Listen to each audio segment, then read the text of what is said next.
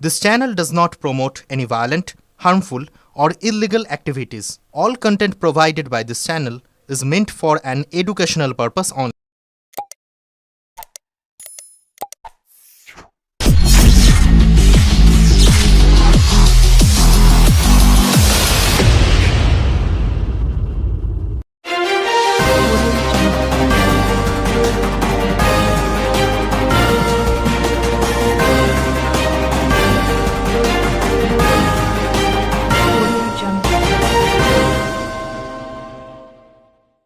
অভিষেকের ফোনে মান ভাঙল অসিতের। কাল থেকে দেবাংশুর হয়ে প্রচারে ঝাঁপাবেন অসিত মজুমদার। চুঁচুড়ার বিদায় বিধায়ক, তাকে দলে বা টিকিট দেয়নি, অভিমানে জানিয়েছিলেন আর রাজনীতি করবেন না।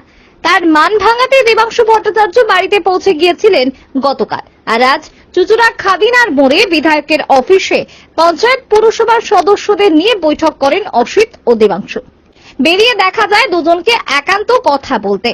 তারপর সাংবাদিক বৈঠকে অসিত মজুমদার বলেন, তৃণমূল কংগ্রেসের নেত্রী একটাই মমতা বন্দ্যোপাধ্যায়, নেতা একটাই অভিষেক বন্দ্যোপাধ্যায়। এখানে বিধায়ক, সাংসদ, অমুক তমুক কারো মূল্য নেই।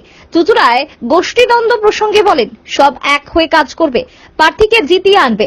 অসিত মজুমদার টিকিট না পাওয়ায় যারা বাজি পুড়িয়ে উল্লাস করেছিল তারা সবাই বিজেপির দালাল বলেন অসিত। দল টিকিট না দেওয়ায় তার মনে ব্যথা লেগেছিল। অভিষেক বন্দ্যোপাধ্যায়ের সঙ্গে ফোনে কথা বলার পর দলের প্রার্থী দেবাংশুর হয়ে প্রচারে নামবেন স্থির করেন। সেই মতো দলের কর্মীদের নির্দেশও দেন। অসিত বলেন, আমি বিধায়ক আছি, তাই আমার সঙ্গে এত লোক আছে। বিধায়ক যেদিন থাকবো না সেদিন দল করব না, আমার সঙ্গে কোনো লোকও থাকবে না। চুঁচুড়া থেকে আদির রিপোর্ট, আমার কলকাতা নিউজ। 7টা গ্রাম পঞ্চায়েতের নেতৃত্ব এবং 30টা ওয়ার্ডের কাউন্সিলর সহ দলের নেতৃত্ব তারা উপস্থিত হয়েছিলেন। আমাদের সর্বভারতীয় তৃণমূল কংগ্রেসের যিনি প্রার্থী দেবাংশু ভট্টাচার্য, তিনিও ছিলেন। আমাদের লড়াই সাম্প্রদায়িক বিজেপি এবং সিপিএম কংগ্রেসের বিরুদ্ধে। আমরা সর্বতভাবে এই লড়াই বিজেপি, কংগ্রেস, সিপিএম সবাইকে সমান শত্রু ভেবে এই লড়াই আমরা লড়ব। এবং যে পঞ্চায়েতের আমাদের সেটআপ আছে, যে পৌরসভার সেটআপ আছে, সেই সেটআপই নির্বাচনের কাজ পরিচালনা করবে। আমরা 2-4 দিনের মধ্যে সমস্ত দেয়াল লেখার কাজ সম্পূর্ণ করব এবং আমরা কোথায় কিভাবে নির্বাচনী সভা, নির্বাচনী মিছিল, নির্বাচনী প্রচার করব, আগামীকাল দেবাংশু এবং আমি আমার বাড়িতে বসে সেটা তৈরি করব। তৈরি করার পর আপনাদের আবার জানাবো।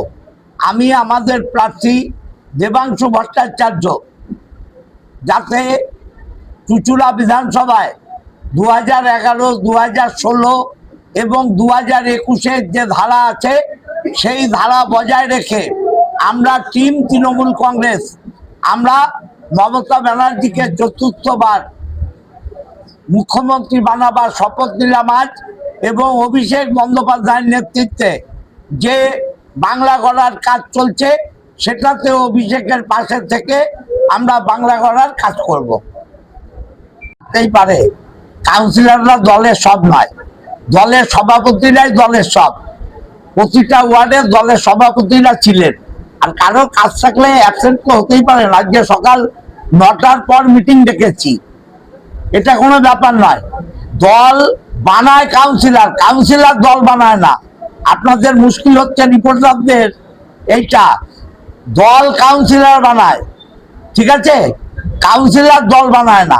এখানে শহরের সভাপতি কেউ দেখা গেল না। কে শহরের সভাপতি কেউ দেখা গেল না। কাজ থাকতে পারে ভাই, কাজ থাকতে পারে কারো কোনো। যার জন্যে প্রচারের জন্য যে প্রার্থীর দরকার ছিল সেই প্রার্থী তো ছিলেন, আপনারা দেখলেন তো। তাদেরকে জানানো হয়েছিল, তারা আসেনি। সবাইকে জানানো হয়েছে। পরবর্তী দিনে প্রচারে কি তাদের একসাথে দেখা যাবে আপনাদের সাথে? আপনারা এই ছোট ছোট ব্যাপার বলেন না, হ্যাঁ কুয়োর ব্যাংকদের কি হবে না হবে আমি জানি না। হ্যাঁ, মশা মারতে ভাঙা কুলো না কি বলে, দলের কর্মীরাই সব, দলের কর্মীরা শেষ কথা বলবে। দলের সভাপতিরা সবকিছু, তো আবার বলছি ওয়ার্ডের দলের সভাপতি, দলের কর্মী, তারাই সবকিছু।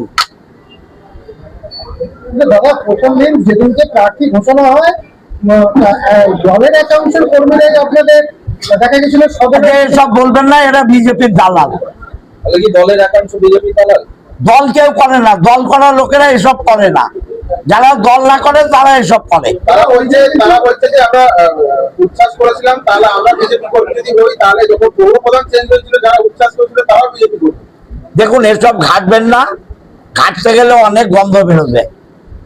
দল এখন জেতার জন্য লক্ষ্যে লড়াই করবে, দল জেতার লক্ষ্যে যেটা করার করবে। Thank you. ওই দিন কিন্তু প্রাক্তন পৌর প্রধানও ছিল কিন্তু। আমি আপনাকে বলছি, আমরা জেতার লক্ষ্যে লড়ছি, যারা তৃণমূল করবে সবাই ঐক্যবদ্ধ ভাবে কাজ করবে। যারা বিরোধিতা করছে তাদের বাদ দিয়ে যেতে সম্ভব। যারা তৃণমূল করবে আমি আপনাদের বলছি, তারা দলের জন্য কাজ করবে। ওকে, থ্যাংক ইউ। আমার কথা হবার পর আমার যে ব্যথা ছিল সে ব্যথা অভিষেককে জানিয়েছি এবং তিনি বলেছেন দলকে সর্বশক্তি নিয়োগ করে কাজ করতে, তাই করছে। অভিষেক আমার নেতা না, এটা আমার ঘরের কথা আপনাকে বলবো না, আমার ঘরের কথা আপনাদের বলবো না। নির্বাচন পর্যন্ত নির্বাচনের পরে থাকবে, দল যতদিন থাকবে ততদিন থাকবে। আপনাকে কাজ করে অবশ্যই। সংসদের সঙ্গে যারা আছে তারা নেই কেন আপনার?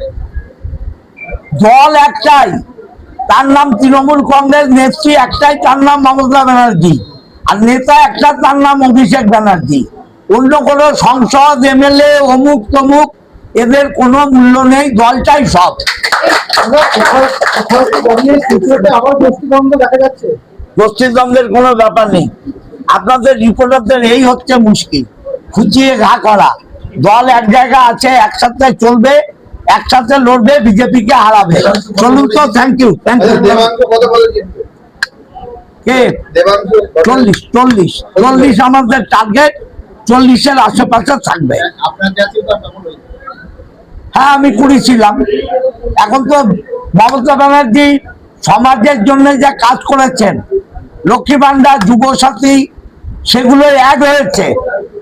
যুবসাথীটা অ্যাড হয়েছে, যুবসাথী 21-এ ছিল না, লক্ষ্মী ভান্ডার 21-এ ছিল না, 21-এর পর হয়েছে, তাহলে সেটা ডবল হবে, স্বাভাবিক। সারা বাংলা জুড়ে বিজেপির প্রার্থী ঘোষণা হয়ে গেল, চুচুড়া চন্দ্রনগর বাকি হয়ে গেল। সেটা কি ওরা ভয় পাচ্ছে বিজেপি? ভয় না পেলে তো প্রার্থী বলতোই, ভয় না পেলে তো প্রার্থী ঘোষণা করতোই। দলের মধ্যে নিশ্চয়ই ভয়ের কারণ আছে, তাই দেরি করছে। অসিত মজুমদার যে 15 বছর সার্ভিসটা ছিল, তার ফলটা আসবে না?